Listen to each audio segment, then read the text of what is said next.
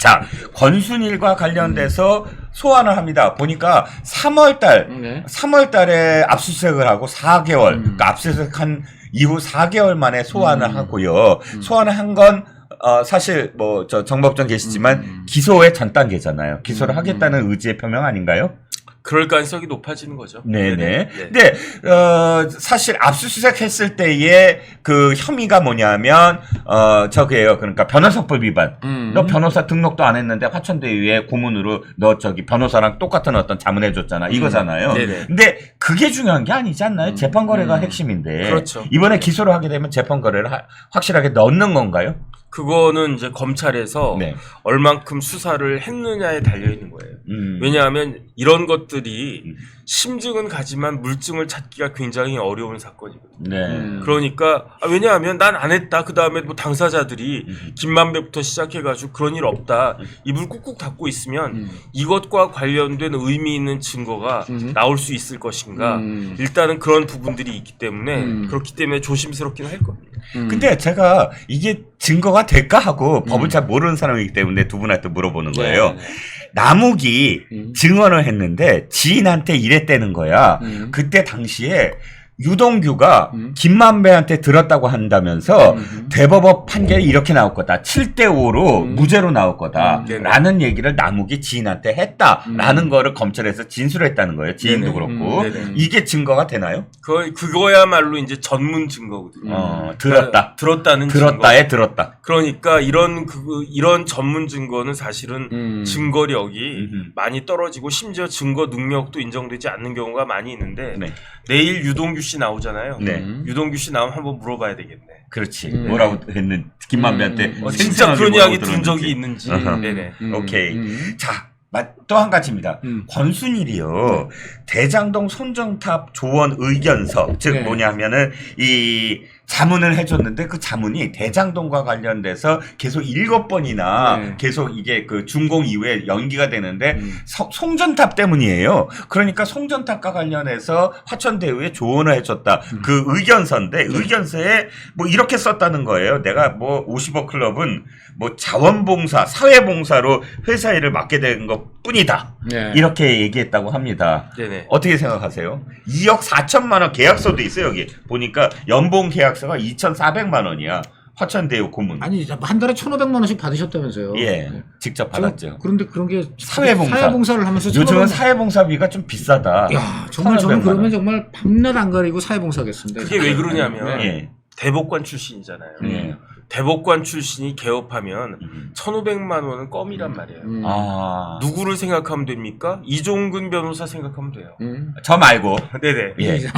유독 가끔 한 번씩은 내 이름이 들어가야 돼. 유독 이종근 변호사라고 이종근이라고 이제 강조하십니다. 아니 이종근 변호사 고검장도 아니고 지검장급이었어요. 예. 그런데 이종근 변호사 그 개업한 다음에 9개월 동안 얼마 벌었습니까? 40억 벌었어요. 예. 그 권순일 대법관은요. 대법관 중에 대법관이라고 했잖아요. 그러니까 그 대법관이 대법원장 1명 있고 대법관 13명 있는데 13명 대법관 중에 최고로 우수한 사람이 권순일이었다라고 하는 것에 대해서는 아무도 이의를 제기하지 않아요. 그랬던 사람이 나와가지고 개업을 한다라고 하면 한 달에 1,500만 원 벌었습니까? 벌겠습니까? 한 달에 1억 5천만 원은 벌죠. 한 달에 1억 5천을 벌다니 지금 장난하십니까? 아니요. 이종근이 얼마 벌었다고 그랬습니까? 40억이요. 9개월에 40억 벌었다고 그랬어요. 한 달에 얼마 벌었다는 이야기입니까? 한 달에 5억 벌었다는 이야기예요. 아, 그렇지요. 예. 한 달에 5억. 근데 그게 드러난 것만 그렇다는 이야기예요. 예. 한 건에 22억 받았었어요. 그러니까 그렇죠. 예. 권순일 같은 사람하고 이종근 같은 사람하고 물론 이제 변호사 예. 법조계에서 비교할 수가 없어요. 그럼에도 불구하고 이종근이 뭐 9개월 동안에 40억 벌었는데 거기에다가 미니멈 곱하기 2는 해야 되지 않겠습니까? 그렇죠. 그런데 권순일 대법관님은 청렴하셔가지고 그래가지고 개업 안 하고 뭘 어디 했습니까? 연대 그 로스쿨에 석좌 교수를 갖다가 한 거예요. 근데 연대 로스쿨 석좌 교수 해봤자 뭐 얼마나 나오겠습니까? 그러니까 그냥 조금 봉사해주고 화천대유에서 1,500만 원 이렇게 그 껌값으로 그냥 받았을 뿐이다. 그런데 왜 나보고 자꾸 지랄하냐. 자기의 이러고 있는 인식이 거지. 그렇구나. 네, 그렇죠. 나는 한 10억 정도는 한 달에 받을 수 있는 사람인데 그럼요. 1,500만 원이니까 이건 사회 봉사야. 봉사활동 가면 주로 왜 거마비는 줄 수 있잖아요. 왜? 1,500만 원 정도가 봉사의 거마비로 여겨지는 직업이라니까 정말 제가 대법관이라는 직업을 너무 과소평가하고 정말 이제 천상에 계신 분들인데 네, 예. 저 같은 언론에 있는 기자가 그런 거 천상계의 그 위치를 제가 잘 모르고 살았다니까 제가 반성하게 됐습니다. 아니 저도 저희 반성입니다. 권순일 대법관은 예. 법원 중에서 법조계에서 탑 넘버 원이란 이야기고요. 그렇죠. 그 다음에 언론계도 넘버 원 있잖아요. 김만배. 그렇죠. 그러니까 언론계 예. 넘버 원이 법조계 넘버 원한테 용돈 주잖아.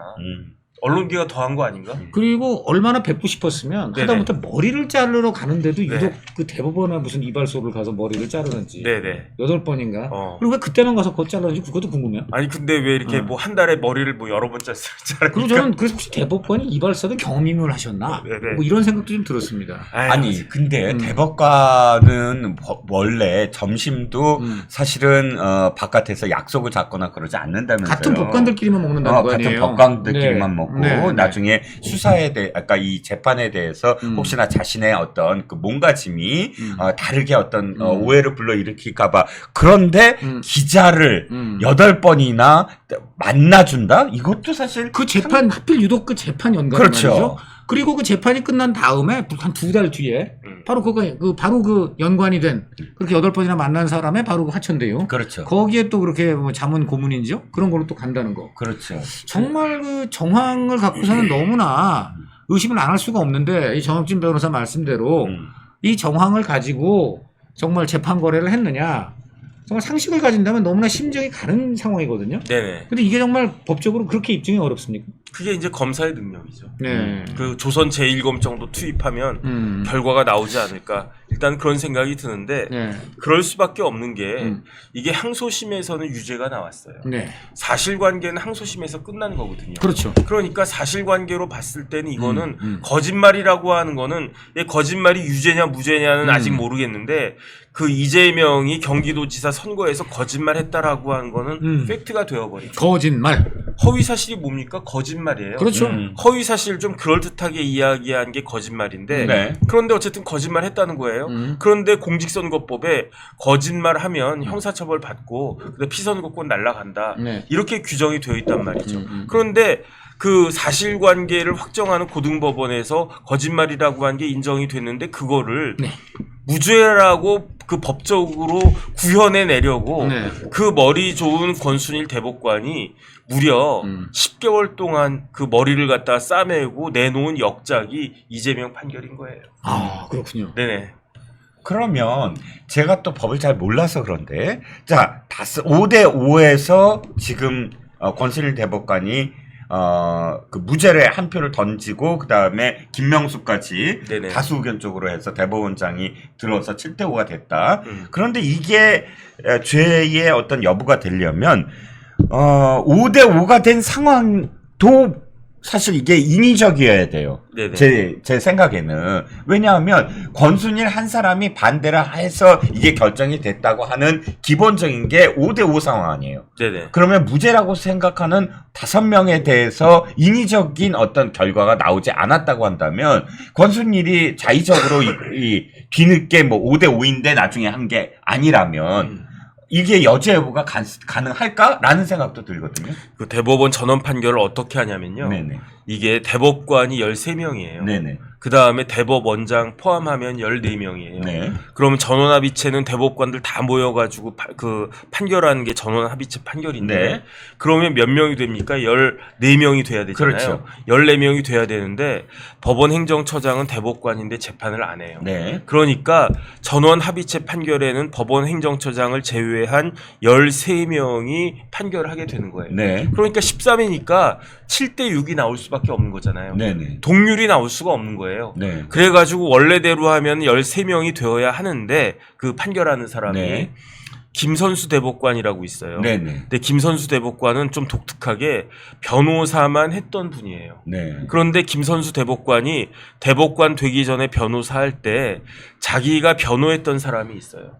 그 사람이 누구냐? 이재명이란 말이에요. 오. 그러니까 김선수 대법관이 양심 선언한 거야. 나 옛날에 이재명 대표 그 변호사 할 때 변호한 적 사건 맡아가지고 수임한 적 있으니까 이 재판은 나 빠질래. 이렇게 된 거예요. 네. 그러니까 13명이 하면 7대 6이 됐는데 12명이 하니까 7대5 그러니까 뭐 12명이 되니까 그러니까 6대 6이 될 수가 6대6이 있잖아요. 될 수가 있겠네. 그런데 대법원에서는 어떻게 하냐면은 A, B, C가 있다라고 했을 때 제일 먼저 그 대법관에 임명된 사람, 두 번째로 임명된 사람, 제일 꼬두바리로 임명된 사람 이렇게 짬밥이 있을 거 아니에요. 대법관들도. 네. 그러면은 짬밥이 제일 어린, 제일 작은 대법관부터 의견을 이야기하는 거예요. 네. 나는 유죄다.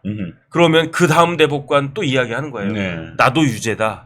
그 다음 대법관 이야기하는 거예요. 나는 무죄 같은데. 이런 식으로 쭈루룩 가가지고 그게 5대5가 된 거예요. 아. 그 5대5 상황에서 권순일 대법관이 최선임 대법관이에요. 아하. 대법관 된 지가 제일 오래된 사람이었어. 그러니까 그거하고 몇 달 뒤에 옷 벗었잖아요. 네네. 그 이야기는 임기를 다 채웠다는 이야기지. 그렇지. 그러니까 권순일 대법관이 5대5에서 네. 무죄 쪽에 한 표를 던진 거예요. 네. 그럼 6대5가 된 거야. 마지막으로 대법원장 남지 않았습니까? 네. 이런 경우에는 대법원장이 그래도 나는 이재명 무죄야, 그 유죄야 라고 생각을 해도 그래도 그때는 대법원장이 네. 6대5면은 6에다가 표를 던질 수밖에 없어요. 그게 관례예요. 왜 관례냐면 6대6이 되어버리면 판결이 안 나오니까. 그러니까 그때는 이제 대법원장이 맨 마지막까지 기다렸지만 본인이 결정한 게 아니고 다수 의결에 따라갈 수밖에 없는 게 그게 대법원의 관례고 그게 대법원 시스템이란 말이에요. 네. 그래서 7대5가 된 건데 그런데 사실은 5대5다 그러면 팽팽했겠네? 그게 아니에요. 네. 왜냐하면 처음에 대법원의 재판연구관들은 이재명 그 사건에 대해서 아이 뭐 항소심 판결이 맞습니다. 당연히 유죄입니다. 그냥 상고 기각하면 되겠습니다라고 보고서를 딱 올렸는데 네. 이 주심이 누구냐면 노정희 대법관이었단 말이에요. 아하. 그런데 갑자기 권순일 대법관이 끼어들어가지고 아니야 이거 다시 한번 생각해봐. 아. 거짓말에도 종류가 있을 수 있지 않아? 거짓말에도 아. 뭐 화이트 라이, 뭐 블랙 라이 이런 것도 있지만 네. 적극적 거짓말, 소극적 거짓말 이렇게 볼 수도 있지 않아? 적극적, 소극적. 야, 희한해. 정말 희한한 구분법이 나왔습니다. 네. 그래가지고 다시 한번 재판연구관들 생각해봐 이렇게 한 다음에 네. 그런 다음에 제가 듣기로는 권순일 대법관이 대법관들 이렇게 일일이 만나가지고 야, 이 사건은 이러이러한 측면이 있지 않아? 막 그렇게 다른 대법관들을 설득했다는 거예요. 오호. 제가 그런 이야기 들었거든요. 그런데 제가 조금 전에 말씀드렸잖아요. 네. 권순일 대법관은 대법관 중에 대법관이라고 했죠. 네. 그러니까 똑같이 대법관이라고 해도 실력이 있는 대법관, 보통 대법관, 실력 처지는 대법관. 그러면은 저같이 실력 처지는 대법관은 진짜 실력이 있는 대법관 중에 대법관이 딱 그 와가지고 어이 정 대법관 어떻게 생각해? 아 저는 뭐 그냥 항소심 맞는 거 아닌가? 그러면 이 사람 뭘 모르는구만. 거짓말에는 적극적 거짓말이 있고 소극적 거짓말이 있는 거야. 소극적 거짓말. 당신 이렇게 사람이 이렇게 소극적이면 되겠어? 막 이런 식으로 딱 이야기를 하면 뭐든 적극적이어야지. 거짓말을 할래도. 그러니까 거짓말을 하려도 앞으로는 적극적이면 처벌. 소극적 오케이. 이제 이렇게 되는 거예요. 그러면 저 같은 사람 어떻게 되느냐? 네. 역시 한 수 배웠다. 역시 권순일이야. 네. 그러면서 권순일 대법관 이야기하는 쪽으로 이렇게 쭉 빨려 들어간 게 그래서 5표가 나온 상태에서 권순일이 도장을 꽉 찍어가지고 그래가지고 이재명이 무죄로 살아나게 된 것이다. 그런데 이런 일들이 그냥 있었던 것인가 의심이 많단 말이죠. 왜냐하면 김만배가 왜 이렇게 찾아다녔는가. 그 다음에 또 어떤 이야기가 있습니까? 네. 김만배가 법률신문사를 인수하려고 했다는 거잖아요. 네네. 그래서 법률신문사 인수해서 권순일 대법관 마치면은 법률신문사 회장님으로 모신다. 뭐 그런 이야기도 있지 않았습니까? 네. 그러면 그 권순일 대법관이 그냥 본인의 소신으로 적극적 거짓말, 소극적 거짓말을 만든 것인가? 아니면 다른 어떤 걸 생각을 해가지고 그런 개념을 뭐 궤변으로라도 이렇게 만들어낸 것인가? 후자일 가능성이 높아 보이지 않습니까? 그렇지. 그렇다라고 하면 이번에는 김만배가 자기 사건도 아닌데 왜 굳이 이재명이라고 한 사람의 무죄를 위해서 저렇게까지 발벗고 나섰는가? 이재명이 뭐 자기 친동생인가? 그것도 아니잖아요. 네. 그렇다라고 하면 또 뭔가가 있는 것이 아닌가? 그러면 이재명하고 김만배하고 무슨 한 라인이 있는 것이 아닌가? 드러났잖아요. 네. 대장동 뭐 이런 것들로 인해 가지고 내일 또 유동규 씨 나오지만 얘기하지만 유동규 씨한테 또 물어보면 김만배와 이재명이 얼마나 가까웠는지를 갖다가 결국은 경제적 이익 공동체, 경제적 운명 공동체적인 관계가 있었던 것이 아닌가. 그렇다라고 하면은 이재명, 김만배 이 서클이 그 안에 이 서클 안에 거기에 권순일까지 들어가 있는 거 아닌가. 그러니까 재판 거래라고 한 이야기가 나오는 것이 아닌가. 이거를 우리 검찰이 과연 속시원하게 밝혀줄 수 있을 것인가. 그거를 갖다 많은 사람들이 궁금해하고 있는 겁니다. 제가 말입니다. 네. 좀 전에 굉장히 중요한 표현을 쓰셨는데 적극적 거짓말이 있고 소극적 거짓말이 있다. 네. 진짜 거짓말이면 거짓말이지 무슨 적극적 소극적이 있느냐. 제가 근데 지금 사실 요거는 말입니다. 이제 이 사건이 지금 이렇게 부상이 되고 또 오늘 정혁진 변호사가 정말 중요한 논점을 말씀드린 거예요. 야, 분명히 2심에서 이재명 거짓말 했다. 이건 움직일 수 없는 팩트야. 고로 이재명은 거짓말을 특히 딴 데가 아니고 선거 전국에서 토론회에서 했다는 거는 국민과 유권자를 속이는 거기 때문에. 그렇죠. 중대한 범죄이기 때문에. 그렇죠. 이렇게 좀 형을 선고한다. 이렇게 된 겁니다. 네. 그런데 3심 대법관들이 말입니다. 네. 거짓말한 사실, 이거를 지금 어떻게 돌릴 수가 없으니까 여기서 희한한 논리가 나온 거예요. 거짓말인데 소극적 거짓말은 처벌 안 할 수 있다. 뭐 이런 정말 궤변이라고 볼 수 있는데 제가 이걸 지금 사실은 그 사람 본인한테 직접 들었습니다. 제가 본인 누구? 권 대법관한테 그때 그때 당시에 들었는데 제가 일부러 공개해드리겠습니다. 예. 이분 논리가 제가 정말 귀를 의심했습니다. 저한테 설명을 해줬어요. 그 당시 얘기. 예, 직접 들었습니다. 대법관일 때. 그렇죠. 예. 저는 정말 그래 이겁니다. 맨 처음 자 형을 정신병원에 입원시키려고 한 사실이 있느냐. 자 근데 이거를 이재명이 단순히 입원시키려 했다 안 했다 그렇게 들은 게 아니고 불법적으로 위법한 방법으로 했느냐 안 했느냐 맥락을 그렇게 들었기 때문에 나는 불법적으로 입원시킨 적은 없다는데 그냥 생각하고 그냥 형을 입원시킨 사실이 없다. 이렇게 한 거다. 안에 불법적이라는 네. 말이 아까 내포돼 있다. 그러니까 이제 그렇게 친절하게 이해를 해준다는 측면이 있는 거고요. 그러면은 더군다나 그때 직권남용이나 권리행사 쉽게 말하면 방해 쉽게 말하면 형을 위협한 방식 억지로 입원을 시켰다면은 직권남용 뭐 이렇게 되는 건데 이게 다 무죄가 났기 때문에 이재명 입장에서는 지금 질문의 맥락이 단순히 입원시켰냐 아니냐가 아니라 위법한 방법으로 했느냐라고 질문을 하셨다면 저는 NO 한 건데 그런 맥락이 생략되고 NO만 했으니까 마치 사실이 아닌 거짓말을 한 것 같지만 뭐 그렇다.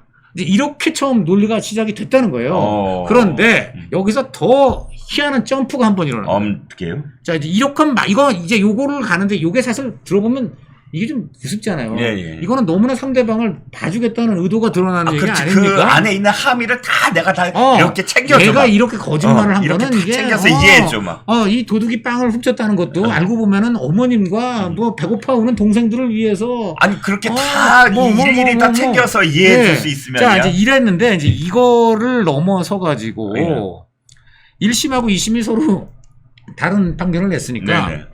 우리 국민들이 사실관계는 다 안다. 자, 그러니까 이제 여기서 대법관들은 좀 더 권위 있게 여기서 이 사건의 진짜 쟁점을 보자. 이제 여기서부터 희한한 논리가 나옵니다. 뭐냐? 이재명이 그 얘기를 한 무대는 자기가 스스로 연설을 하거나 어디 가서 뭐 유세를 하고 선전하고 일방적으로 공표하는 자리가 아니었다. 상대방이 날카로운 공격을 막 해서 자기를 죽이려고 하는 무시무시한 결투장. 토론회장이었다. 이런 토론회장에서는 서로 정치적 공방을 단기적으로 아주 짧게 당신 이거 했지 저거 했지 막 들어오면 나는 그건 아닌 것 같고 긴 것 같고 이렇게 하다 보면 어느 순간 진실 공방에서 순간적으로 다소 부정확한 진술이 불가피한 경우가 있다. 또 새로는 숨쉴 공간이 필요하다. 뭐 이렇게 된다는 거예요. 그게 TV 토론은 그렇게 해야 된다는 거예요? 왜냐면 이런 거예요. 아까 말한 적극적으로 내가 딱 안정된 자세에서 여러분 나는 이재명인데 나 하버드 나왔습니다. 뭐 이런 식으로 내가 하는 건 이거 적극적인 공표. 이거는 이제 하버드 안 나왔는데 하버드 나왔다 그러면 이거는 적극적 거짓말이야. 근데 그게 아니고 당신 뭐 하버드 나왔다며. 뭐 맞나? 아니 학력이란 거는 내가 하버드 가서 거기 구경한 것도 하버드 나온 건 아니냐. 뭐 예를 들어 이런 식으로 왔다 갔다 하다 보면 다소 부정확한 진술도 할 수 있다. 근데 이거를 지금 일방적으로 거짓말이라고 했다는 거는 이거는 공표라는 거가 아니기 때문에 토론에서 한 거기 때문에 아까도 얘기했지만 다소 부정확한 진술도 때로는 불가피한 거 인정해줘야 된다는데 이때 등장한 희한한 논리가요. 미국 대법원 판례예요. 이게 있어요. 이게 미국 대법원 판례 뭐가 있냐면은 60년대에 여러분 아시다시피 60년대라는 거는 인권운동이 굉장히 활발히 일어나고 특히 백인과 흑인 간에 어떤 인종갈등이 많았죠. 그래가지고 그때 이제 미국 진보 인권단체에서 엘라베마, 여러분 엘라베마가 굉장히 인종차별이 심한 남부주입니다. 그렇죠. 그래서 이 엘라베마 경찰이 흑인들 그때 시위를 좀 굉장히 강경 진압을 했어요. 예. 그래갖고 뉴욕타임즈에 흑인 인권운동 단체들이 엘라베마 경찰을 규탄한다. 네. 엘라베마 경찰은 지난 흑인 시위에서 네. 뭐 예를 들어 뭐 20몇 명을 구타를 해서 네. 10몇 명이 병원에 가고 이런 잔인한 진압을 했다. 여러분 이래서 되겠습니까? 네. 나갔어. 그랬더니 그 엘라베마 주 경찰을 지낸 설리번이라는 유명한 의원이 네. 엘라베마 경찰을 옹호하기 위해서 그때 이렇게까지 강경 진압 안 했다. 20몇 명 다쳤다는 거 다 뻥이고 한 4-5명 다쳤다. 근데 이렇게 과장해가지고 이런 그 허위 광고, 가짜뉴스 광고를 한 예. 그 흑인 인권 단체도 문제고 그리고 대권위적인 그 미국 언론의 상징 NYT, 뉴욕타임즈가 이런 광고 실으면 되냐? 예. 그래서 뉴욕타임즈를 걸었어요. 예. 그 결과 1, 2심에서 다 이겼습니다. 예. 그 설리반이 이겼어. 예. 그런데 연방 대법원에서 예. 기념비적인 판결을 합니다. 어떻게 해요? 뭐냐? 이건 언론이다.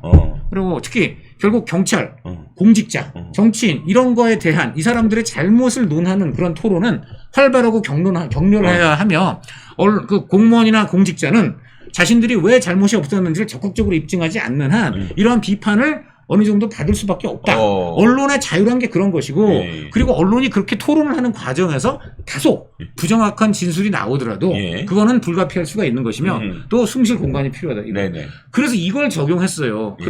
그래서 이걸 저한테 설명까지 온 겁니다. 예. 전 정말 놀랐는데요. 예. 이게 정말 저는 본말이 전도된 게 앞뒤가 안 맞는데. 아니 이 논리는 예. 이게 저는 여기 가장 중요한 게 이거예요.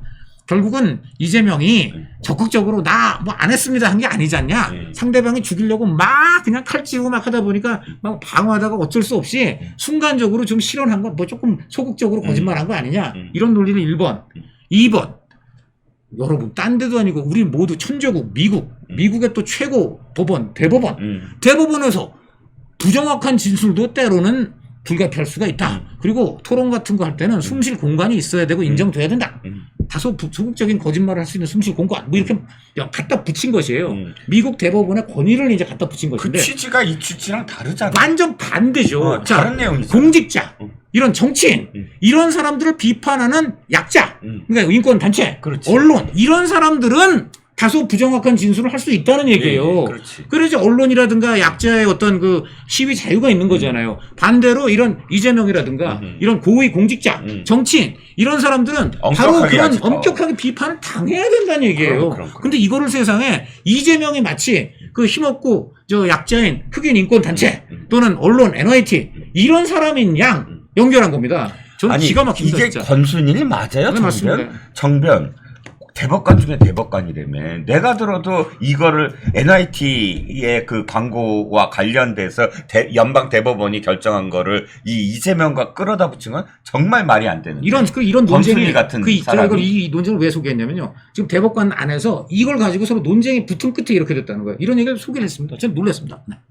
그러니까 대법관 중에 대법관이 맞으니까 궤변으로 다른 대법관들을 설득하는 거죠. 이런 논리를 갑자기 들고 와서 말이죠. 그러니까 이거는 아무나 할 수 있는 게 아니에요. 저 같은 사람이 그렇게 이야기하면 저 혼나죠. 저는 근데 이거는 인정해줘야 될 것 같아요. 네. 이런 논리를 개발하기 위해서 60년대 연방 대법원 판례까지 들여다봤다는 거잖아. 아, 그 정도 대단한 사람. 그러니까. 네.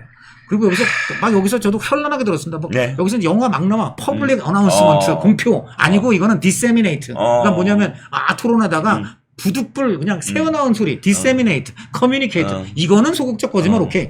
퍼블릭 어나운스 요때만 안 하면 돼. 그리고 그 근거 인권단체, 언론 이런 사람들이 바로 그걸로 부정확한 진술을 했는데도 면제받았어. 그러니까 이재명도 면제받을 수 있어 라고 연결이 희한하게 돼버린 겁니다. 생생하게 강찬호 기자가 대법관한테 정말 이재명이 미국의 힘없는 흑인 인권단체 그리고 미국의 언론 이재명하고 언론은 대척점에 있잖아요. 그렇죠. 그리고 그 판결에 써 있어요. 고위 공직자나 정치인에 대한 토론과 비판은 격렬하여야 합니다. 그래요, 격렬. 그러니까 격렬하게 비판하다 보면 언론이나 인권단체는 다소 부정확한 그런 내용을 쓸 수도 있다는 거예요. 반대에 정반대. 네. 그 다음에 그건 우리나라 판례에 있어서도 마찬가지였어요. 이재명 판결 이전까지는 공직국 선거법상의 허위사실 공표는 굉장히 중하게 처벌해야 된다. 왜냐하면 선거 제도는 자유민주주의 사회의 기본 질서를 갖다 형성하는 거기 때문에 그랬는데 이재명 판결에 있어서만 반대의 경향이 나타난 거죠. 이게 가장 좀 전에 정익진 변호사 너무 정확하게 지적하셨는데 이제 이렇게 되면서 이재명은 날개를 단 거예요. 이 이후에 어딜 나가서 나서도 토론이나 이런 무대에서는 얼마든지 거짓말할 그럼. 수 있는 면죄부를 얻은 거예요. 그럼요, 이게 이렇게 그럼요. 되면. 예. 그래 거짓말했잖아. 그래서 이제 정치 변호사가 그렇게 얘기했어요. 이재명은 우리나라 선거사상 전무후무한 기록을 세웠는데 어떤 거요? 지방선거, 도지사 선거 나가도 거짓말. 그리고 대선 나가서도 거짓말. 그렇게 연속으로 거짓말한 기록을 세운 사람이다. 라고 했던 것 같습니다만. 뭐또 위증도 했고요. 검사 사칭도 했어. 다 거짓말이거든. 최고의 어떤 거짓말을 해도 이렇게 그 풀려날 수 있는 그 이 백이 있었기 때문에 가능한 저는 일이었다고 근데 정말 생각하고요. 이래서 대법원에 양심을 묻고 싶습니다. 제가 예. 이 소리가 정말 기억나는 것 같아요. 전주가 조금 기민다 면 들어주십시오.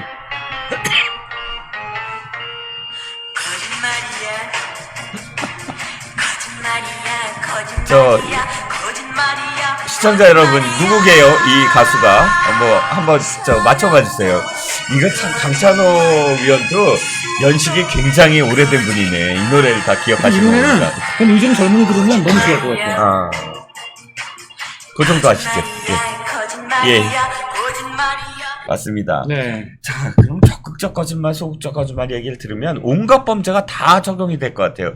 적극적 사기와 소극적 사기, 적극적 폭력과 소극적 폭력, 적극적 살인과 소극적 저도 살인. 앞으로 좀 소극적 거짓말 좀 하면 살면 됩니까? 여기서? 소극적으로만 하면 모든 범죄가 그러니까요. 용서되는 세상. 굉장히 잘생기신 것 같아요. 아, 굉장히 존경합니다. 점점 더 기분 나빠지고 있어요.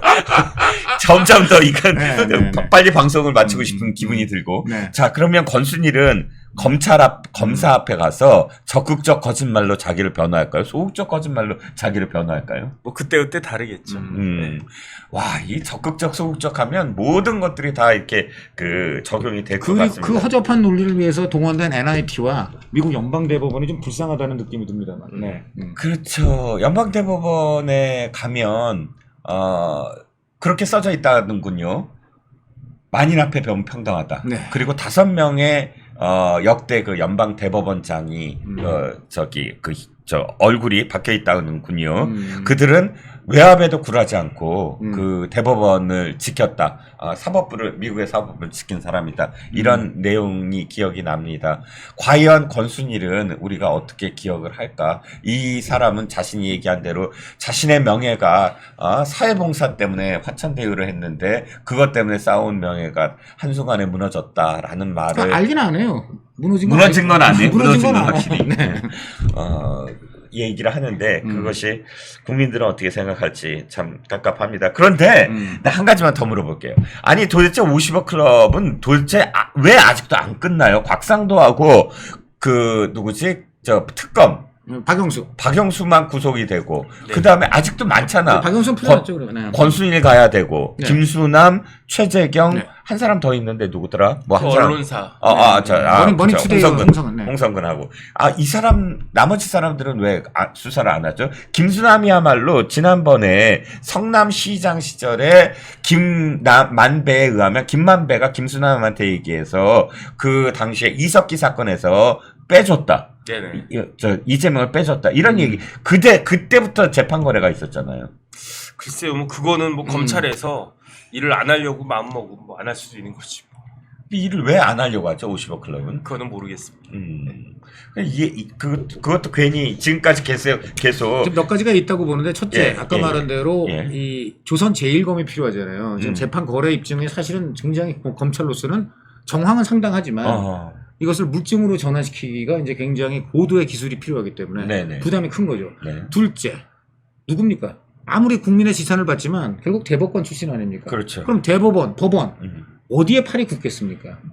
지난 실제로 이 권순일 이분 그 맨 처음에 문제가 됐을 때 검찰이 이분의 정말 재판 거래 정황을 추적하기 위해서 그 압수수색 신청했어요. 그런데 법원이 기각됐군요. 법원이 기각했어요. 저는 법원은 이런 경우에는 제척을 해야 된다고 봐요. 그렇지 않습니까? 그렇지. 자기 내부를 지금 분명히 부조리나 뭐 혐의가 있어서 하겠다는데 뭘 자기네들이 모자랐다고 그렇게 기각을 해. 근데 기각했어요. 다 기각해버렸습니다. 그럼 검찰이 거기서 완전히 핸디 빠진 거예요. 그러니까 이건 뭐 안 되겠구나. 이제 이랬는데 제가 볼 때는 이게 지금 그래서 재판 거래를 안 하고 너무 약하잖아요. 변호사법. 이거 왜 하냐. 칼 뽑았는데 그래도 지금 저는 솔직하게 좀 이 파리에서 우리 젊은 선수들 이 훌륭하게 펜싱 휘두르는데 그런 검은 못 휘둘지언정 이거 뭐야 연필칼이에요. 나이프 나이프야 이거. 이런 거나 지금 하면서 말이야. 그래도 펜싱 칼인 줄 알고 뽑았는데 연필칼 뽑은 모양인데요. 이거라도 좀 모정했으면 좋겠습니다. 어떻게 보세요? 한번 기다려 봐야죠. 네. 기다려 봐야 되고 쉬운 사건은 아닐 겁니다. 다른 것보다는. 네네. 제가 아까 그 압수수색 얘기를 해서 최근에 이제 정보사에서 기밀이 유출된 사건을 보고 에임스 사건이라고 미국에서 미국 CIA 간부가 정보를 유출한 사건이 떠올라서 그걸 다시 자료를 찾아보는데 비밀 압수수색 영장이 있더라고요.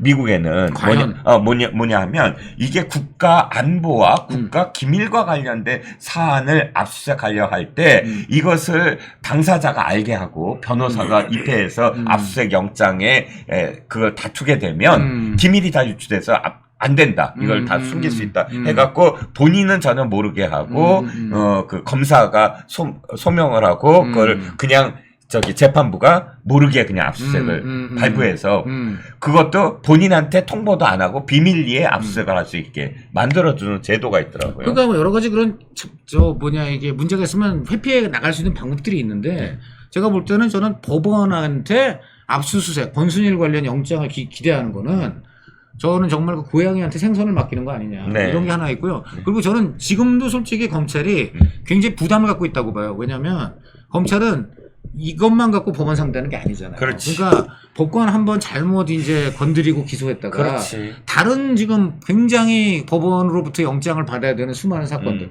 여기서 법원이 다 목리부리고 안 해줄 수 있다. 이거 굉장히 겁내는 것 같아요. 네.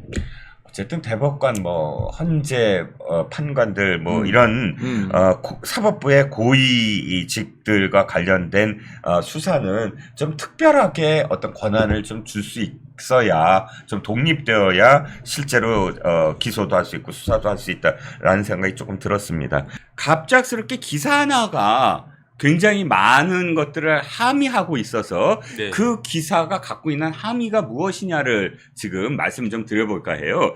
진짜 갑작스럽게 7월 29일 오늘입니다. 네네. 동아일보가 단독 기사를 내요. 네. 검찰이 국정원 산하 전략연 특혜 채용이라는 이유로 서운을 비공개 조사를 했다는 겁니다. 네네. 우리는 지금 서운과 관련돼서 사실 너무나 많은 여죄 여부를 따지고 싶어요. 네네. 그렇잖아요. 네네. 서해 공무원 피격 사건도 그렇고 네. 또 탈북 그 어민 북송 사건도 그렇고 진짜 따지고 싶은 게 굉장히 많은데 갑자기 생뚱맞게 우리의 기억 속에서 사라져간 전략연 특혜 채용과 관련돼서 불러서 조사를 했다라는 겁니다. 그래서 이게 뭐냐 도대체 이 전략연 특혜 채용이 뭐길래 서운을 이렇게 비공개로 조사를 했을까? 이 불러서 조사할 거대 담론들이 담론이라고 표현하면 이상하고 크나큰 정말 게이트 사건들이 얼마나 많은데 굳이 이걸 왜 꺼냈을까라는 생각으로 이 이슈를 갖고 왔습니다. 네네. 좀 이야기 좀 해주세요. 네네. 이 전략연이라는 건 또 이 특혜 채용이라는 건 사실 제가 팍 하고 찍혔어요. 특혜 채용 하나 했다고 지금 서해 공무원 그런 그 소각 사건 정말 그 가슴에 맺힙니다. 우리나라 국민을 생명을 보호하지도 못한 그런 정권에 대해서 분노가 있는데 이 서운이 아마 정시 퇴근했을걸요. 네네. 이런 이야기들이 정말 더 큰 건데 특혜 채용했다고 서운을 불러? 그런데 갑자기 떠오른 이미지가 하나 있습니다. 전략연 맞다. 술판. 무슨 얘기냐? 전략연은 국정원 산하 사단법인이에요. 네네. 그런데 이제 민간 사단법인이긴 하지만 국정원에서 특채로 연구하는 박사들 있죠. 대북 관련이라든지 정보라든지 이런 네네. 부분들, 해킹이라든지 이런 갖가지 국정 첩보와 정보와 관련된 전문가들을 특혜 채용을 해서 연구하는 곳이에요. 그래갖고 리포트를 내고 국정원에 많은 어떤 그 기반이 되는 그런 연구 보고서를 내는 곳입니다. 그런데 술판이 벌어졌어요. 와, 이 사건이 갑자기 떠오르는 거예요. 네네. 그게 바로 2022년 9월 달에 특종이 나옵니다. 이게 누구냐? 조모 씨라고 알려져 있는 사람인데 부원장이에요. 이 연구원에. 네네. 연구원의 부원장이면 꽤 높은 직책이잖아요. 그런데 이 부원장은 주로 국정원 출신이 맡는다고 합니다. 그리고 뭘 맡느냐? 행정 실무를 맡는다고 해요. 네네. 그러니까 안살림을 맡는 거죠. 모든 살림을. 네. 그런데 이 조모 씨가 서훈 국정원장이 낙하산으로 꽂아 넣어요. 받아서 그냥 이 사람 넣어 그래갖고 그냥 채용을 해버립니다. 그런데 문제는 뭐냐면 이 사람은 대북 관련이거나 첩보거나 정보거나 이런 업무를 진짜 한 번도 해본 적이 없고 네. 왜 저기 있죠 노무현 대통령 시절에 행정관을 한 게 딱 공직이 한 번이에요. 그 이외에는 캠프에만 있었어요. 노무현 캠프, 문재인 캠프. 특히나 제가 나중에 문제 제기를 할 미래발전연구원이라고 있습니다. 미래연이라고 부르는데 이 미래연이 노무현 재단 부설 단체거든요. 이 노무현 재단 부설 비영리 사단 법인인데 이 부설 미래연이 이제 문재인을 대통령으로 만들기 위한 조직으로 변경이 돼요. 네네. 거기서 일했던 사람입니다. 그러니까 더 정확하게 얘기하면 문재인의 그 캠프 네. 요원이었다는 거예요. 그 이유만으로 낙하산으로 특채를 했다, 꽂아 넣었다. 이게 지금 오늘 서훈을 부른 이유인데. 그보다 더 충격적인 건 당시에 이 조모 씨가 한 행각이 정말 뭐 그로테스크합니다. 아무리 국정원의 산하기관이어서 좀 공개가 되는 기관이에요. 이거는 국정원처럼 헌정능에 있지 않고 따로 뭐 그 강남에 모처에 있습니다. 그런데 공개된 곳이에요, 거의. 네네. 그런데 그럼에도 불구하고 여기는 어떤 곳이라고 했죠? 연구원들, 박사급 연구원들이 연구하는 곳입니다. 그런데 이 연구원 부원장이 이 빌딩의 604호를 연구원 비용으로 개조를 해요. 수천만 원을 들여서. 네. 거기다 갑자기 호화 침대를 들여놓고요. 반짝반짝하는 벽을 만들어 놓고요. 그 다음에 그 리모델링이 끝나자마자 어떻게 됐는지 아십니까? 갑자기 트인 옷차림의 여성들이 네네. 밤 10시에 들어와서 새벽 5시에 나갑니다. 좀 야한데? 아니 그 사진도 있어요 지금. 그 네네. 중앙일보가 특정한 사진, 조선일보가 특정한 사진에 의하면 이렇게 돼 있습니다. 보시죠. 제가 보여드릴 수는 없고 구독자들한테 여기 구독자들한테 이렇게 CCTV에 버젓이 찍힙니다. 네네. 이렇게 그래서 1년여를 완전히 무슨 그 유흥주점처럼 만들었다는 거예요. 그래 놓고서 이 여성들을 들락거리게 하고 그 다음에 밤이 되면 밤새서 연구하는 연구원들도 있잖아요. 그런데 술 취한 어떤 남자가 문을 쾅쾅쾅쾅 두들기면서 경비원한테 네네. 내가 부원장 친구야 문 열어! 그래갖고 만취한 상태로 들어와서 새벽에 나가더라. 네네. 이게 1년여 동안 지속되더라 이겁니다. 상상을 해보세요. 도대체 국정원의 산하 연구기관에서 이렇게 술판을 1년 동안 벌였는데 정말 이렇게 나중에 기사화 됐다. 얼마나 문재인의 정말 그 권력이 대단한지. 여기가 북한입니까? 북한인가? 상상이 가십니까? 네네. 그런데 이게 드러나자 더 기가 막힌 사실들이 이제 안에서 터져 나오기 시작해요. 네네. 안에서 뻔히 알 거 아니에요. 네.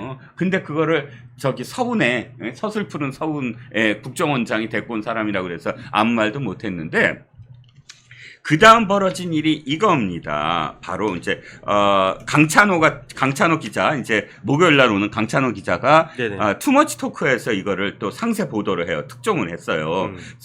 밤에 여성들 들어왔다, 새벽에 나갔다부터 부원장 친구도 동석해서 만취해 나가고 새벽 1시에 부원장 친구다 문 열라 얘기하고 문제의 604호는 1년 동안 자기 집처럼 쓴 여성도 있더라.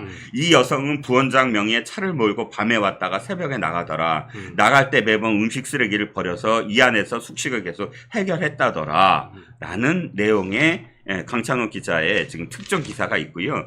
그 다음 또 특종이 있어요.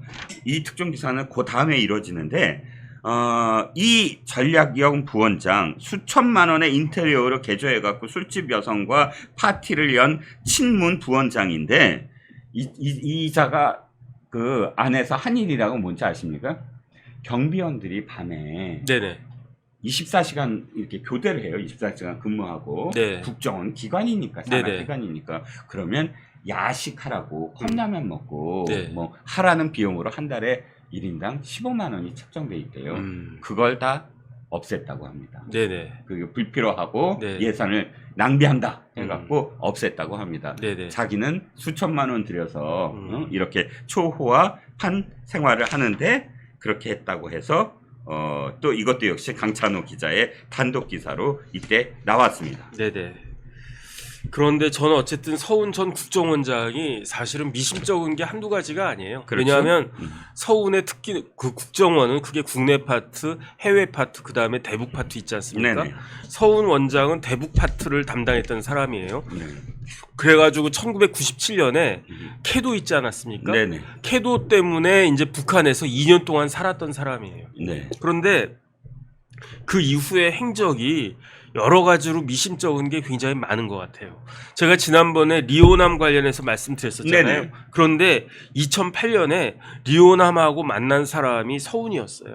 근데 그때 서훈의 직책이 뭐였느냐? 네. 국정원의 대북전략 국장이었고, 국장이었죠. 그 다음에 뭐 이런 것들은 뭐 비리고 뭐 어떻게 보면 스캔들이고 뭐 어떻게 보면 좀 이렇게 지저분한 일일 수도 있고 여러 가지 그런 그 추측이 될 수가 있는데. 네. 저는 사실은 더 문제가 됐다라고 생각하는 게 네. 2019년 말에 2019년 11월 29일에 우리나라 가스공사 있잖아요. 네네. 그 가스공사의 차장이 출장을 가요. 네. 어디로 출장 가냐면 블라디보스톡으로 출장 가거든요. 네. 그런데 왜 출장 가느냐? 출장의 명목은 뭐냐면은 북한과 러시아 접경 지역 경제 현황 조사 명목으로 가고 그다음에 본인이 뭐 이렇게 뭐 개발해 가지고 간 게 아니고 당시 사장이 최이봉 씨였어요. 그 최이봉 씨 누군지 아시죠? 그때 청와대 무슨 뭐 비서관도 하고 그 산자부 차관까지 했나 아마. 산자부 차관 네네. 최이봉. 그런데 그 최이봉 사장이 지시를 받아가지고 가스공사 차장이 그 블라디보스톡 출장을 가는데 네. 거기서 누구를 만나느냐? 리오남을 만나요. 오. 가스공사 차장이. 오. 블라디보스톡 제가 못 가봤는데 거기 롯데 호텔이 있대는데 네. 거기서 리오남을 만났는데 리오남이 뭐라고 이야기했느냐? 네. 북한이 러시아 가스를 저렴하게 구입할 수 있는데 가스공사가 사줄 수 있느냐?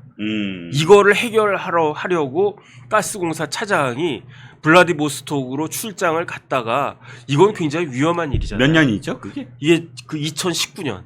아, 그럼 다 막혀 있는 순간이에요. 그러니까요. 점점점 고도화되고 있고 네네. 규제가. 그러니까요. 그래가지고 그런 상황인데 그때 국정원장이 누구였느냐? 서훈이요. 그때 국정원장이 서훈이었고요. 그다음에 이거 아주 총체적으로 이루어졌던 것 같은 게 네.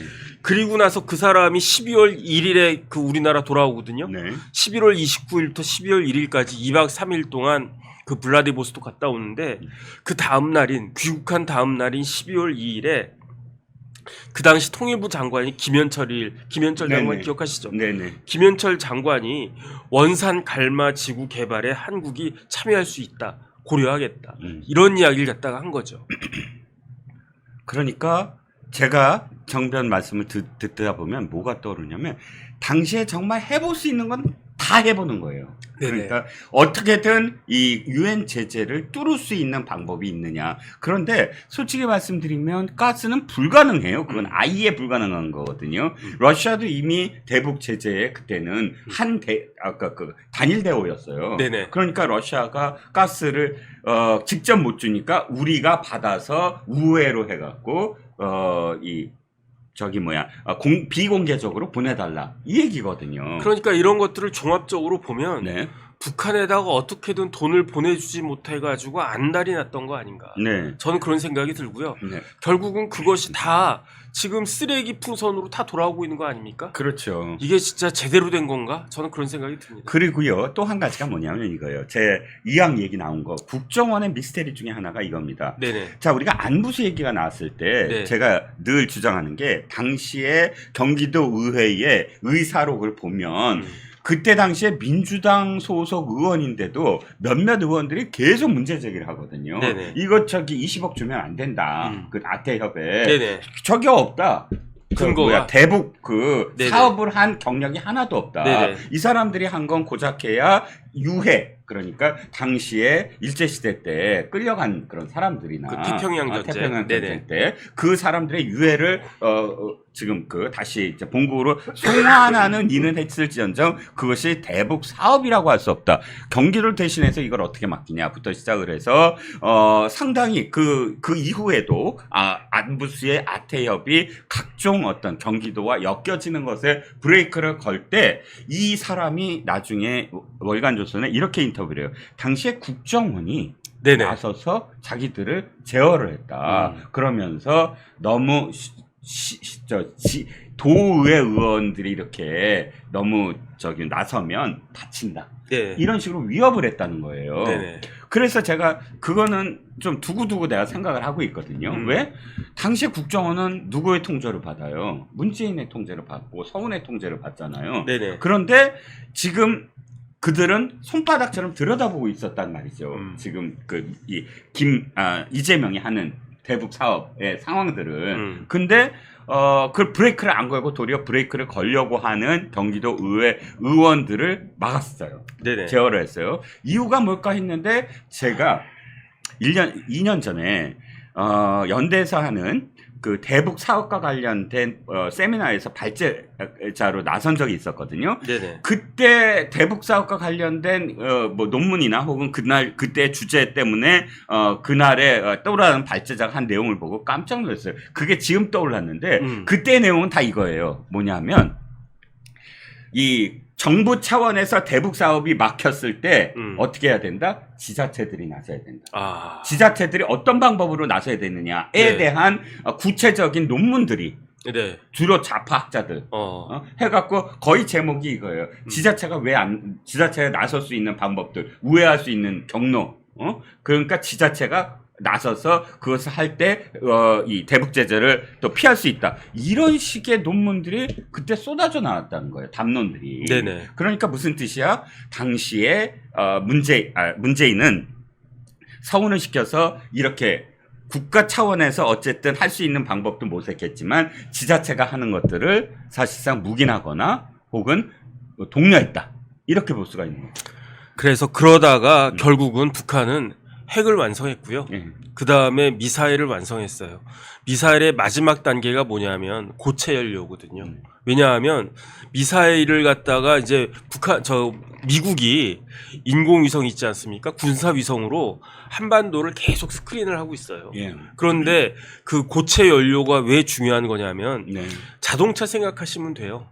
자동차가 달리려면 기름이 필요하잖아요. 기름을 어디서 넣습니까? 주유소에서 넣죠. 그러니까 만약에 그 미사일에도 기름이 들어가거든요. 그런데 이게 액체 연료라고 그러면 주유소에서 기름을 넣어야 되니까 그러니까 그걸 감시하고 파악하는 게 굉장히 쉬워요. 그런데 투발 지점을 파악하는 게 원점을 우리가 알 수 있는 거죠. 뭐 그렇죠. 주유소 뭐 여기 뭐 이 정도 있으니까 이 중에 그런데 갑자기 어느 날 미사일이 딱 와가지고 갑자기 미사일에다가 기름 넣는 걸 딱 보인다. 그럼 쟤네들이 저거 쏘나 보다 하고 기다리고 있다가 진짜로 쏜다. 거기에 핵탄두가 실려 있다. 그러면 뭐 거기에 따른 조치를 갖다가 할 수 있는데 옛날에는 핸드폰이 이게 그 배터리가 탈착식이 있었잖아요. 그렇죠. 그게 고체 연료예요. 그러니까 쉽게 말하면 그 미사일에 고체 연료가 돼 버리면 미사일에다 고체 연료를 딱 붙이고 쏘면 되는 거예요. 그러면 아무 데서나 쏠 수도 있어요. 그러니까 주유소에서 기름을 넣는 그런 그 절차가 생략되니까. 그런데 그 고체 연료화하는 것이 굉장히 제일 난해한 기술이거든요. 그래서 제가 이제 그 이쪽 담당하는 과학자들이나 이제 그런 분들 이야기를 딱 들어봤더니 미사일의 마지막 단계는 고체화, 연료의 고체화다. 그 이야기를 제가 들었는데 그것도 이미 다 완성이 됐어요. 그러니까 우리가 이런 식으로 하고 북한에다 어떻게 하면 돈 좀 뭐 이렇게 뭐 못할까 이런 식으로 하다가 그 오랜 기간 동안에 북한은 모든 것들을 다 완성한 것이다. 이걸 우리는 알아야 될 것 같습니다.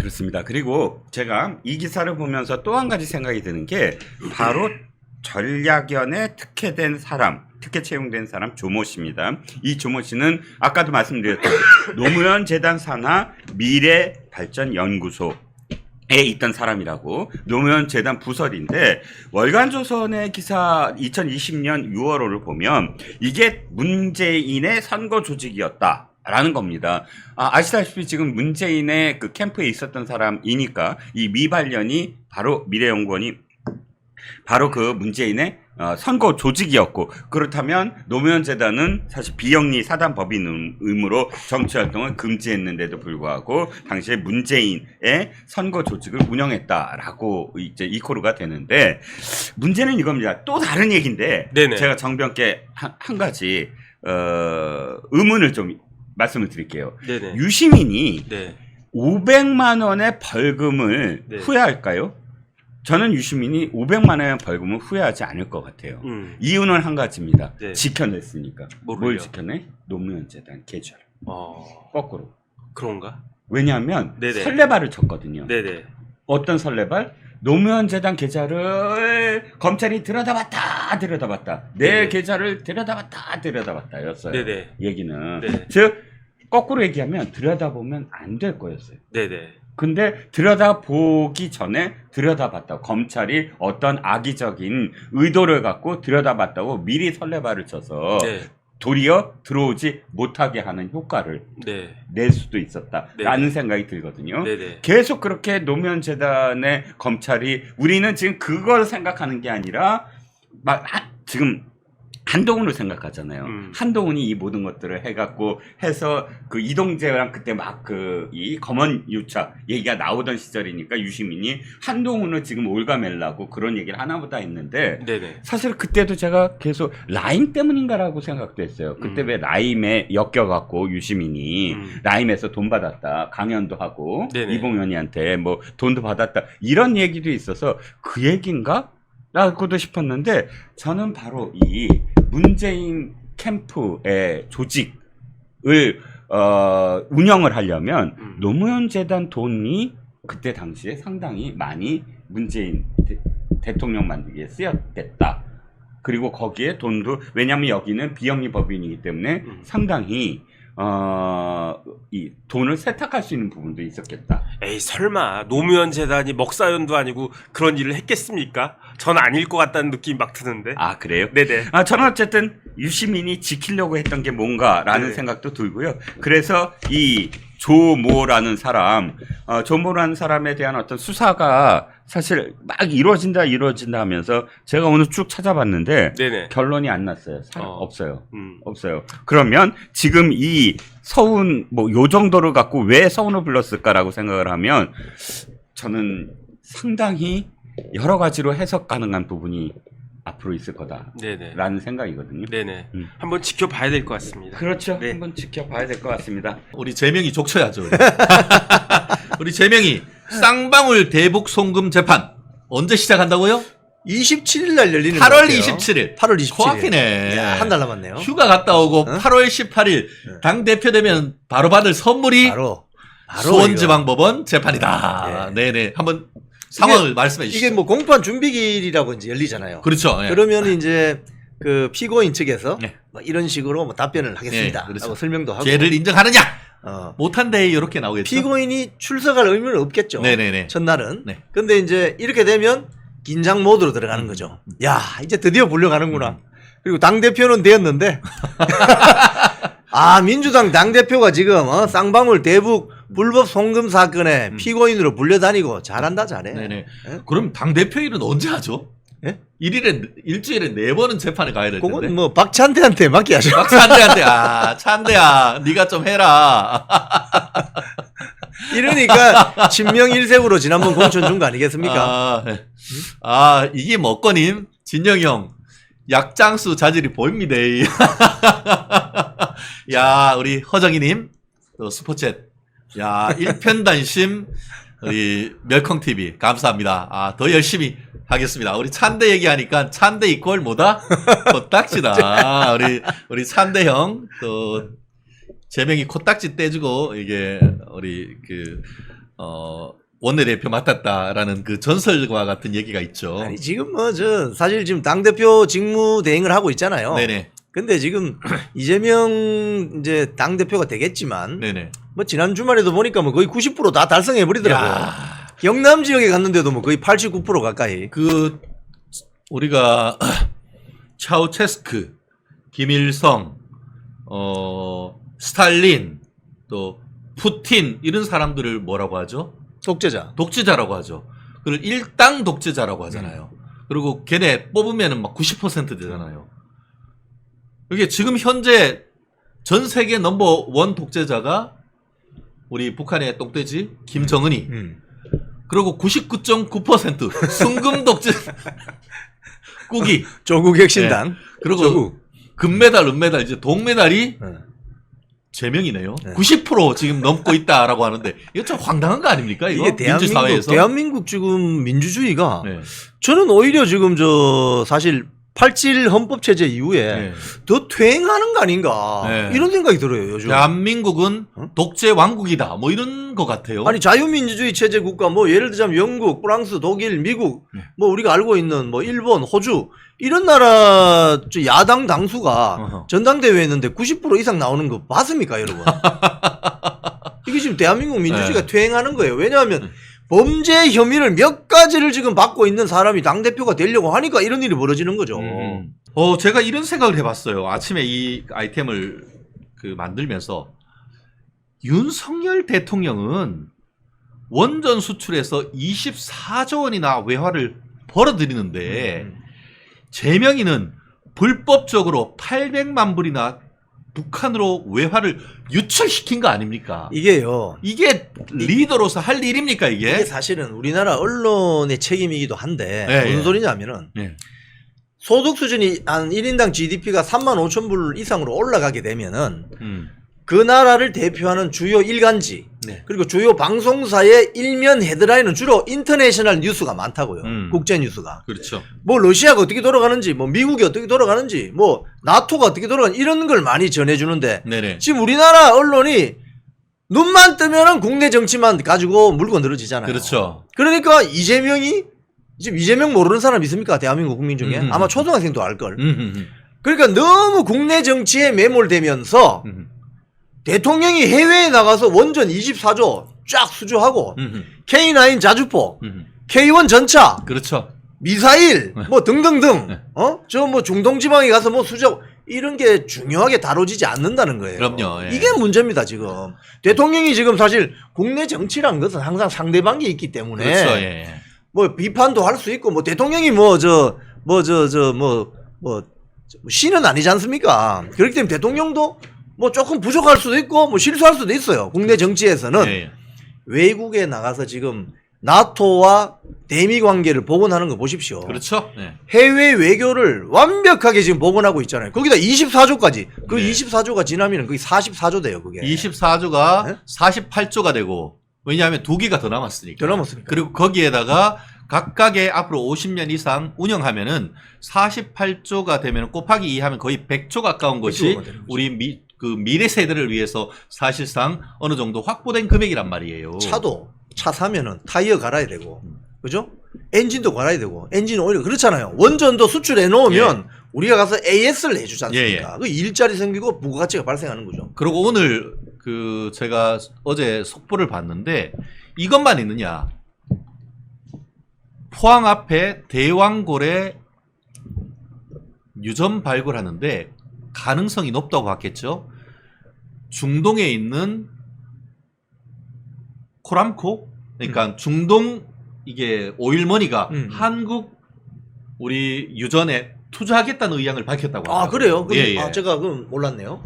그런 걸 보면서 야 이거 윤석열 대박이다. 이런 사람을 탄핵안에 하는 미친 소리 하는 이런 자해적 대한민국의 현실이 개탄스러운 거 아닙니까? 제가 이거 비유를 뭐 좀 적절한지는 모르겠는데 대통령이 아버지는 아닙니다. 네. 그죠? 그런데 우리 옛말에 아버지는 뭔 일을 해도 밖에 가서 돈을 벌어와야 돼요. 아니, 군사부 일체라고 했죠. 옛날 기준으로 하면. 그래서 지금 윤석열 대통령은 밖에 나가서 24조씩 끌어오잖아. 예, 예. 문재인 대통령은 뭐 했지? 다 팔아먹었지 그냥. 그렇죠. 예. USB 갖다 주고. 대미 관계 완전히 악화되고. 네. 그러니까 그렇게 생각해 보면 윤석열 대통령이 지금 실제보다 저평가받고 있는 이유가 이 언론들이 문제입니다. 제가 봤을 때는. 언론들이 대통령의 외교 관계에 대해서 그런 거 하면은 특집 프로그램도 좀 하고 말이죠. 예. 정확하게 국민들에게 알려줘야 돼요. 이 예. 원전 수주, 원전 24조짜리 체코 원전 수주한 게 이게 무슨 의미가 있는 것인지.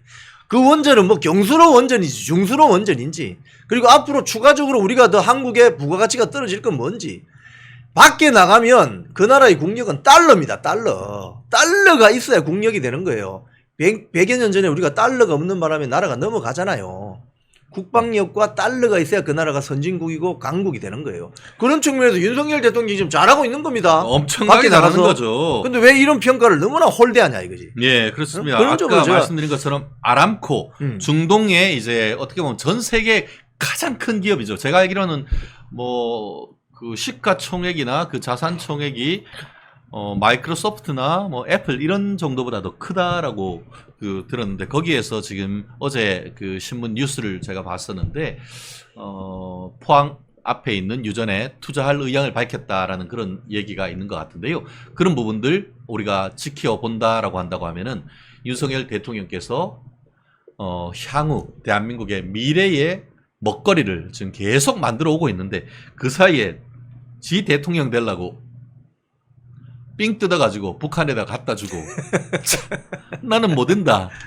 나는 이화영이가 다 했다. 이런 댕댕이 소리 하고 있는 이게 지금 대한민국의 리더입니까? 수준 차이 나가지고 제 입이 더러워질까봐 제가 얘기하기도 그렇습니다. 진짜. 아, 정말.